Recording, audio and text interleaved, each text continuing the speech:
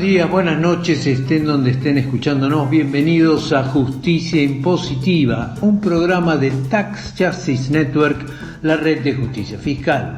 Transmitido directamente desde Londres, sede de Paraísos Fiscales. Les hablan Marcelo Justo y Marta Núñez. En este programa, la asunción de Petro en Colombia y el nuevo equilibrio geopolítico en Sudamérica. Estados Unidos contra China, Occidente contra Oriente. ¿Quién está ganando la batalla económica?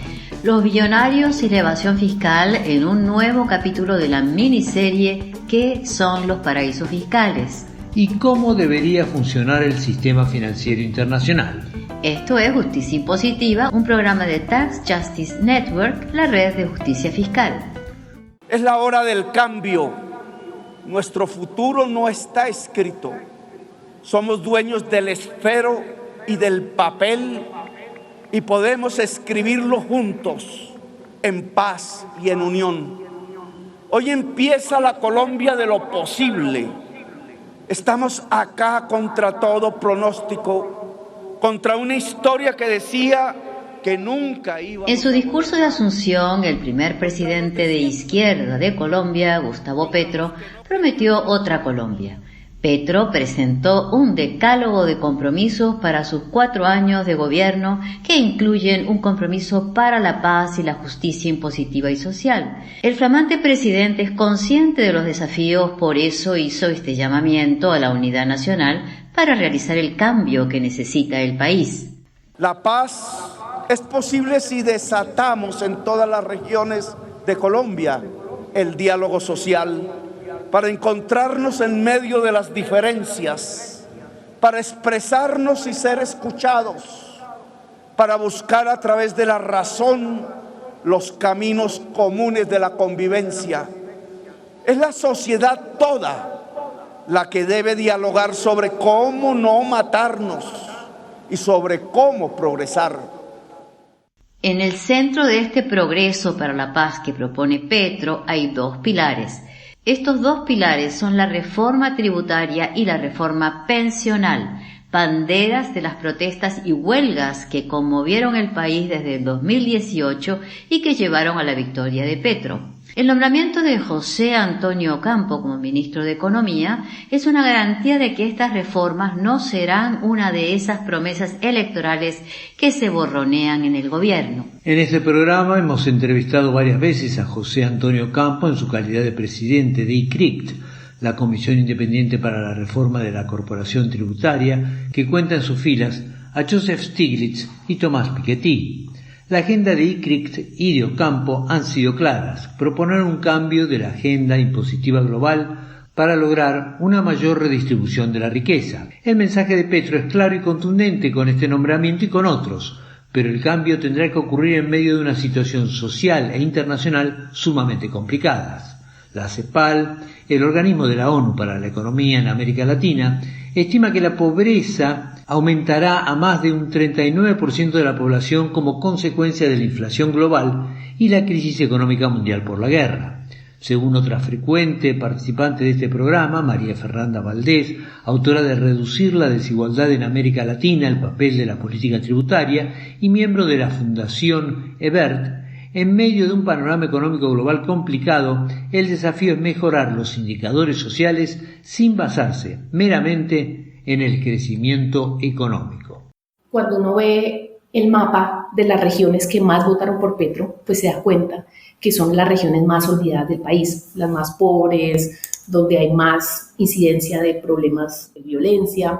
Por eso yo creo que este gobierno es diferente y yo creo que sí significa un gran cambio. Y yo creo que se va a lograr con José Antonio Campo estas grandes reformas en Colombia, que son necesarias desde los 70, pero se han venido posponiendo y posponiendo. Yo creo que llegó la hora de estas reformas estructurales. Si la economía global cae en recesión, yo creo que la economía colombiana lo va a sentir con un menor crecimiento. Incluso yo he oído asesores de Petro económicos hablar de que ellos esperan ni siquiera crecer mucho, ¿sí? Lo que quieren es generar bienestar. Esta es una idea intrigante y realmente alternativa, basar el programa económico no tanto en el crecimiento del Producto Bruto Interno, sino en el mejoramiento de la calidad de los habitantes, en especial de esa franja de la población que votó a Petro. El Producto Interno Bruto es muy usado, pero no mide automáticamente el bienestar del conjunto de la población. Dicho esto, es cierto que la economía doméstica tiene que crecer y mejorar las cifras del empleo para que empiece a corregirse la profunda desigualdad económico-social que ha plagado a Colombia a lo largo de su historia. Para esto se necesita un modelo económico enfocado en el mercado interno y centrado en las pymes, las pequeñas y medianas empresas. Según el Departamento Administrativo Nacional de Estadística de Colombia, las pymes representan el 90% del sector productivo y más del 80% del empleo nacional. Sin embargo, su presencia y peso en la economía nacional ha disminuido enormemente desde que Colombia firmó el Tratado de Libre Comercio con Estados Unidos hace 10 años. Cambiar los términos de este Tratado de Libre Comercio será, junto a la reforma impositiva y de las pensiones, junto a la promesa de una reforma agraria, uno de los grandes desafíos de este gobierno. Esto es lo que le dijo a Justicia Impositiva María Alejandra Osorio Arias, subdirectora de ACOPI, Central de Pequeñas y Medianas Empresas en Colombia. Los tratados de libre comercio sí han tenido consecuencias nefastas para la producción nacional. Entre esas están las cláusulas de aseguramiento de las inversiones de las empresas que hacen que se riña con las políticas que intentan levantar ese velo corporativo y conocer cuáles son los reales dueños de las empresas para identificar cuáles son de ellos flujos ilícitos, la grabación de los dividendos. Entonces todo esto se hace muy importante porque las consecuencias de esos tratados de libre comercio también nos imponen unas reglas del juego, no solamente a nivel comercial como se ha querido hacer notar, en lo cual además nos ha ido supremamente mal, y lo otro es en términos de las políticas internas que tiene el país, que requieren, uno, una política de industrialización seria que pueda ayudar a enfocar los esfuerzos hacia sectores estratégicos de generación de valor agregado, volver a producir en el país a través de una política de sustitución de importaciones todo lo que éramos capaces de producir y dejamos de producir, y para hacer todo eso necesitamos renegociar los tratados de libre comercio. Estos tratados de libre comercio, especialmente con Estados Unidos, se popularizaron en las últimas décadas en América Latina y no han dado los resultados esperados. En este sentido, el gobierno de Gustavo Petro, como el de Gabriel Boric en Chile, o el de Luis Arce en Bolivia, o el de Alberto Fernández en Argentina, pueden marcar un cambio de modelo a nivel regional. Esto es lo que dijo sobre el impacto que Petro puede tener en América Latina Óscar Ugarteche, autor de más de 20 libros sobre economía latinoamericana y director de OVELA, el Observatorio Económico Latinoamericano. Parecería como que hay un cambio de eje en América del Sur. La pieza de resistencia es el Perú. A pesar de que se eligió un presidente de izquierda, en términos de política exterior se ha mantenido alineado con Washington y en términos de política económica no ha modificado nada. De manera tal que el Perú en la tercera década del siglo XXI se comporta de la misma manera en que se comportó en los años 50 del siglo XX, cuando todos los países se fueron por el estructuralismo y el pensamiento de la CEPAL, y el Perú siguió con el pensamiento económico austriaco que había introducido en la década del 40. No estoy seguro si por voluntad propia o por un acuerdo con Washington, pero en todo caso va a contrapelo de todo lo anterior para demostrar a la larga que es mejor el modelo de libre mercado que los modelos de intervención del Estado. Entonces lo que vamos a probablemente a tener es países sudamericanos que se organizan para hacer cosas como se organizaron antes para UNASUR, donde el Perú, como pasó con UNASUR, no se pliega. Es muy curioso lo que está pasando en Sudamérica y el papel del Perú en lo que está pasando en Sudamérica. Óscar Ugarteche, director de OVELA, el Observatorio Económico Latinoamericano.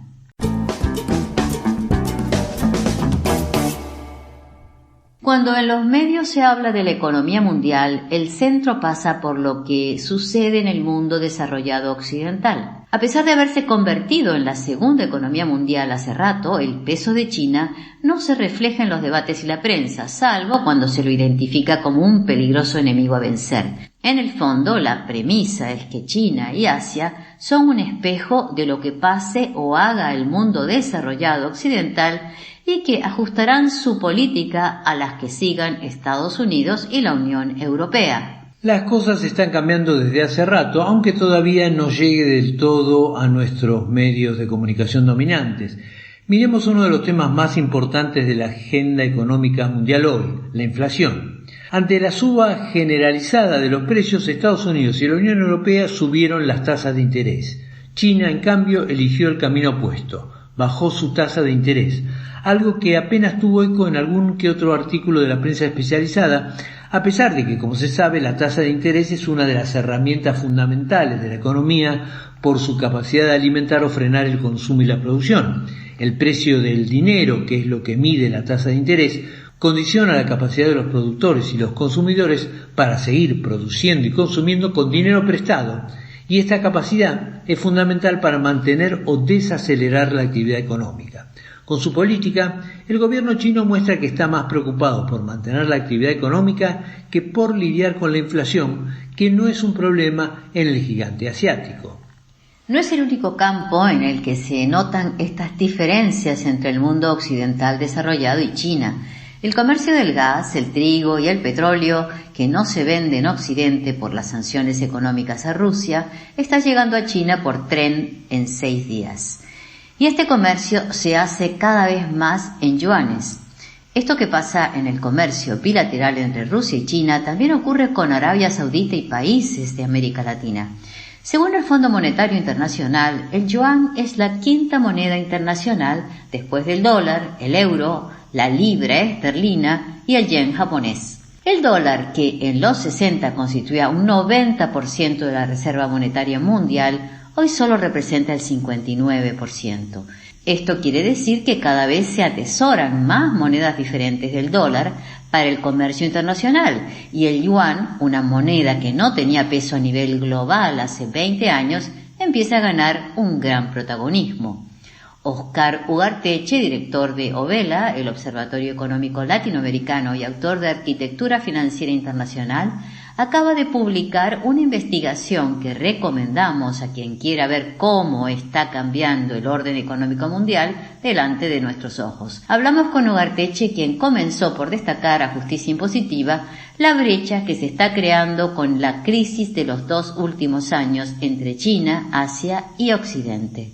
Lo que está pasando es que mientras Occidente tiene un estancamiento económico con alta inflación, Oriente tiene crecimiento económico con baja inflación.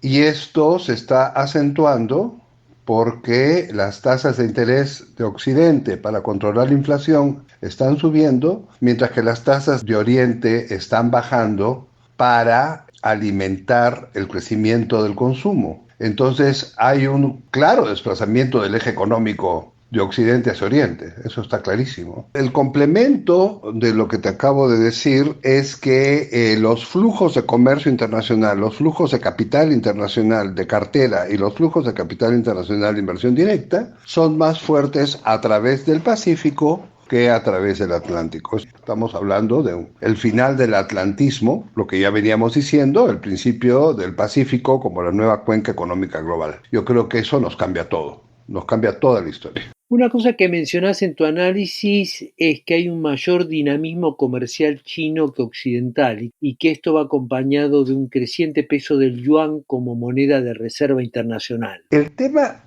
del yuan como moneda de reserva es un tema extraño. El yuan es la quinta moneda en el comercio internacional. Sí, tiene un peso muy pequeñito en el comercio internacional, es 2% del total de las monedas que usan en el comercio internacional. Sin embargo, lo que estamos notando es que está creciendo su papel como moneda de reserva. El hecho de que Rusia guarde sus reservas en yuanes en Beijing, en el Banco Popular de China, y no en Occidente, es una señal de que el Banco Popular de China es como un lugar de depósito de reservas internacionales más seguro que el Fed. Y la razón de esto es la utilización de las sanciones económicas, el abuso de las sanciones económicas de parte de Estados Unidos. Que al principio le quitó las reservas a Irán el año 79, a Nicaragua se lo quiso quitar, no pudo, pero en el 81. Pero luego ha comenzado a quitarle las reservas a todo el mundo, a bloquear el uso de las monedas extranjeras y a bloquear las cuentas de los bancos centrales, con lo cual lo único que han logrado es que los bancos centrales del resto del mundo consideren que depositar en el Fed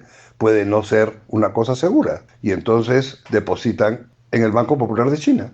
Y esto nos cambia todo, ¿no? Ahí hay un tema que no solamente es de solidez económica, sino de certeza política. El hecho de que China no se meta en la vida política de los países es una actitud totalmente distinta de la actitud estadounidense, donde se sienten en la obligación de meterse en la vida política de los países. Y eso, en términos de en qué guardas tu moneda de reserva, es fundamental. Tú no quieres guardar tu moneda, tus reservas internacionales, en un país que puede interferir con tu banco central. Tú quieres guardar tus reservas en un sitio neutro. China se ha ofrecido como un sitio neutro. Yo creo que esa es una gran novedad. Y yo creo que por ahí va a ir el fortalecimiento del yuan. Una señal de este cambio de eje en momentos de crisis es la nueva voluntad que parece haber entre los países del BRICS, Brasil, Rusia, India, China y Sudáfrica, de profundizar su cooperación e intercambio económico. Pero además el BRICS está planeando ampliarse. La incorporación de Argentina al bloque parece inminente y quizás no sea la última incorporación que veamos. ¿En qué medida el BRICS en su actual formato está recuperando el papel estelar? ¿Hasta dónde puede convertirse en un papel de peso a nivel internacional? Los BRICS son, sin lugar a duda, una asociación de países que ha agarrado un nuevo viento desde que fuera fundado en el 2014, con los problemas de Rusia, porque sus socios, Brasil, India, la China y Sudáfrica, son socios grandes, son socios importantes, y ahí se va a asociar ahora Argentina. Entonces lo que vamos a tener de manera creciente es más países asociarse al BRICS.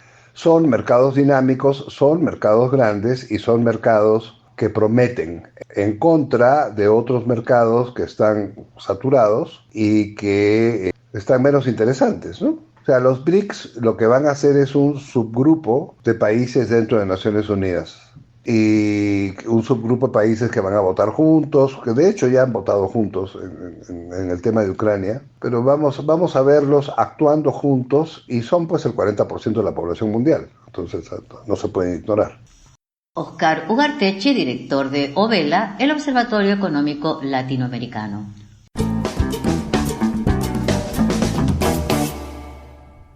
Los datos de las organizaciones humanitarias como Oxfam, de organismos multilaterales como el Fondo Monetario Internacional o los de la organización que financia este programa, la Tax Justice Network, son inapelables. La desigualdad ha dado un salto espectacular en los últimos 40 años. Crisis como el estallido financiero de 2008 o la pandemia no han hecho más que profundizar esta desigualdad, creando al mismo tiempo mucho más ricos y mucho más pobres. Según Oxfam, cada 33 horas 1 millón de personas se sumerge en la indigencia. Mientras tanto, los datos de la revista para multimillonarios Forbes señala que este año hay casi 1.700 billonarios, 573 más que a comienzos de la pandemia. El total de riqueza acumulado por estos 1.700 individuos es casi 13 billones de dólares, muy cerca del Producto Interno Bruto de la máxima potencia planetaria, Estados Unidos. Toda esta riqueza está potenciada por los paraísos fiscales. Según un cálculo conservador, hay unos 30 billones de dólares en el mundo offshore que pertenecen en gran medida a billonarios y multimillonarios.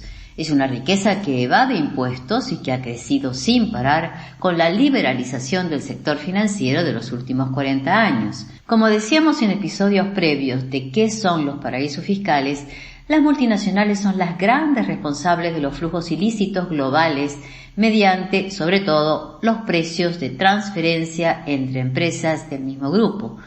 Las grandes corporaciones subfacturan sus exportaciones para pagar menos por el impuesto a la renta y sobrefacturan las importaciones o los préstamos intragrupo, entre otros mecanismos para aumentar ficticiamente sus costos. Según Edmund Fitzgerald, miembro de ICRIT, la Comisión Independiente para la Reforma de la Fiscalidad Corporativa Internacional, los mecanismos que usan los billonarios y multimillonarios son diferentes a los de las multinacionales. Es distinto para la empresa que para los individuos. Tax haven no solamente tienen los impuestos bajos, sino lo que venden es la opacidad, ¿no? Entonces, para un millonario argentino o inglés o lo que sea, la ventaja que le presenta un paraíso fiscal no es solamente que tiene un tipo de impuestos bajos, sino que nadie sabe que él es el dueño de los activos. Entonces, él fácilmente no tiene que declarar ese activo ni sus ingresos al fisco en Argentina o en Inglaterra, donde sea, y escapa a pagar impuestos. El mero hecho de tener un tipo de impuestos bajos no le resuelve el problema. Si yo soy un argentino, un inglés, y tengo un capital, en Luxemburgo o en Malta, pago una tasa baja, digamos 10% en vez de 40% en casa. Pero eso no me exime de pagar impuestos, porque si declaro mis activos en Malta o en Luxemburgo, donde sea, en Inglaterra, en Londres, al Ministerio de Finanzas, ellos me cobran la diferencia entre el 40% que pago en Inglaterra y el 10% en Malta. Entonces, no me sirve para nada. Es decir, no es que hayan impuestos bajos en Malta, lo que hay es opacidad. Ellos no informan al fisco inglés de que mis activos están ahí. El término técnico que utilizan los billonarios, igual que las multinacionales, para desentar este gigantesco fraude fiscal, para conceptualizarlo como si no fuera un delito, es el de planificación tributaria. Tanto las grandes corporaciones como los billonarios usan en esta planificación tributaria ejércitos de contadores y abogados, pero los billonarios generalmente a través de los bancos internacionales operan a través de unidades especiales del Wealth Management, es decir, de administración de fortunas. Estas unidades se encargan de colocar su fortuna donde no pague impuestos.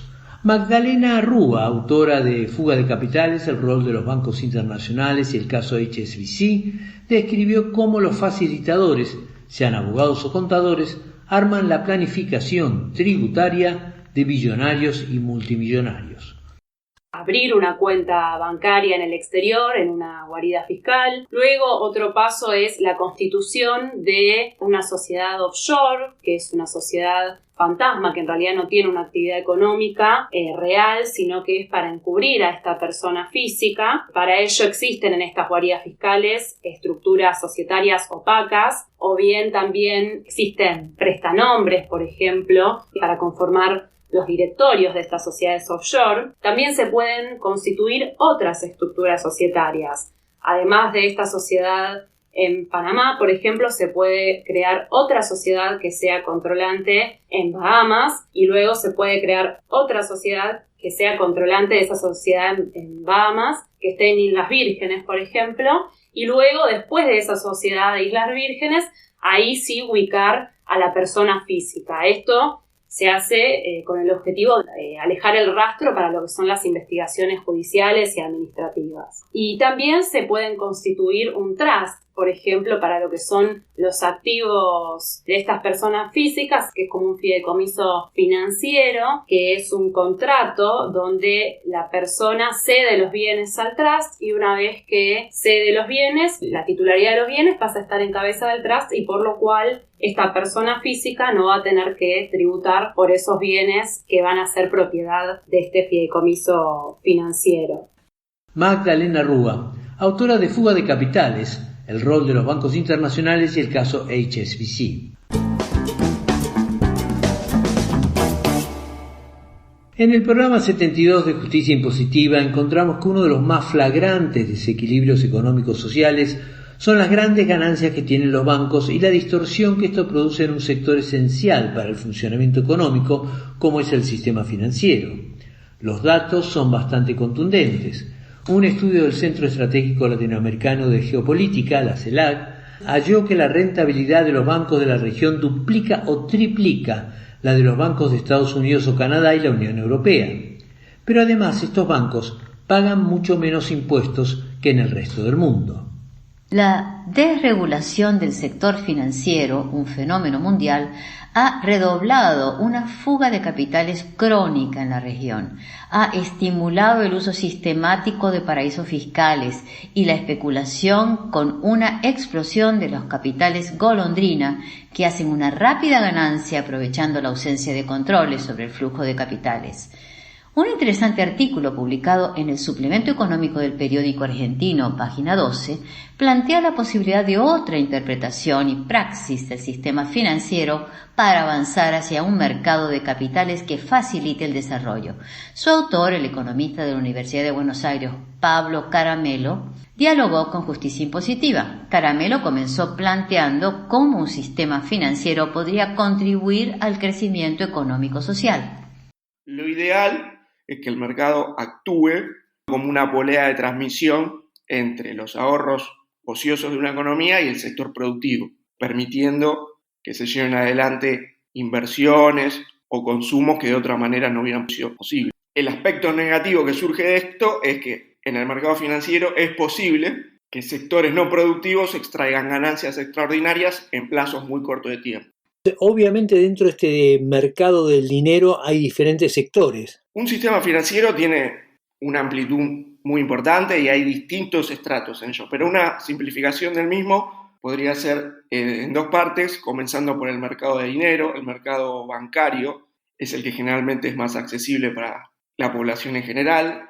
Es ese mercado de corto plazo, donde uno va a hacer una colocación a corto plazo en un plazo fijo, una colocación en una cuenta a la vista que tiene absoluta liquidez, y la contrapartida de esa es que el banco toma esos fondos y los presta a través de diversos mecanismos, ya sea para el consumo o la inversión. Después tenemos un mercado de capitales que está destinado mayormente a las colocaciones de largo plazo, como pueden ser instrumentos tales como las acciones, los bonos, las obligaciones negociables.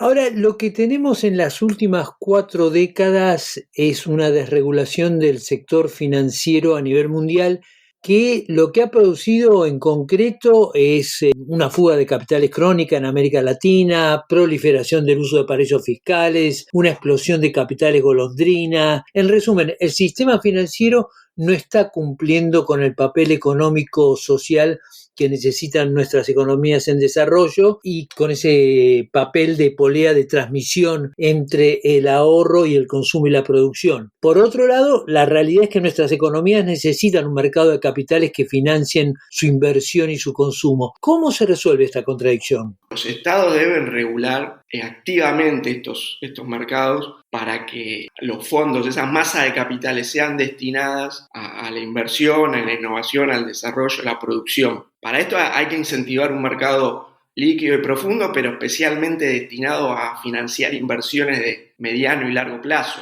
Los estados deben evitar que esa movilidad libre total que suelen pretender sea permitida para esos capitales y se exija una permanencia determinada, ya sea dentro de los países o dentro del sistema, a fin de poder financiar esquemas productivos e innovadores de mediano y largo plazo. Ahora, el poder del sector financiero en nuestra región y en el mundo entero, ¿no? No es nada más que monetario, no es nada más que técnico, es también político. Según la CELAC, por ejemplo, la rentabilidad de los bancos de la región duplica o triplica la que tienen los bancos de Estados Unidos o Canadá y la Unión Europea. Y lo que también pasa es que estos países, los bancos de Estados Unidos, de la Unión Europea, de Canadá, etcétera, que operan en América Latina, vigilan los intereses de sus bancos con presiones político-diplomáticas ejercidas a través de sus embajadas. En resumen, el cambio que se necesita requiere mucha fortaleza política, mucha voluntad política. Absolutamente. Toda cuestión vinculada a lo económico es política en última instancia. Y en este caso en particular, estos mecanismos lo que hacen es mostrarnos las dificultades que tenemos que afrontar para regular a los mercados. El desafío es muy grande, pero es indispensable que se afronte el trabajo correspondiente para regular esos mercados y para destinar todas esas masas de capitales a la inversión y al desarrollo. Los mercados por sí solos no se van a ajustar, no van a generar ese ciclo virtuoso, sino que políticamente hay que impulsar esa transformación y esos cambios. Y en este marco, qué papel pueden cumplir los bancos estatales, tanto a nivel nacional como diría a nivel regional, si existieran esas instancias, sobre todo ahora que está cambiando el panorama político en Sudamérica en particular. Y en ese marco pregunto, los bancos nacionales de desarrollo, los bancos regionales de desarrollo, ¿tendrían un papel para cumplir? Absolutamente. El rol de la banca pública es fundamental para llevar adelante estas transformaciones. Y una banca pública regional que trabaje coordinadamente resulta una herramienta fantástica para impulsar ese camino de transformación productiva y de innovación. La banca pública debe actuar marcando el camino para todo el sistema, incluyendo socialmente y marcando absolutamente ese camino de generar inversión productiva desde el sector financiero. El economista de la Universidad de Buenos Aires, Pablo Caramelo. Llegamos así al final de esta edición de Justicia Impositiva. Y no olviden que pueden seguirnos en Twitter @j_impositiva. O suscribirse a nuestra página web www.justiciaimpositiva.com. Desde los estudios de Tax Justice Network se despiden Marcelo Justo y Marta Núñez. Hasta la próxima.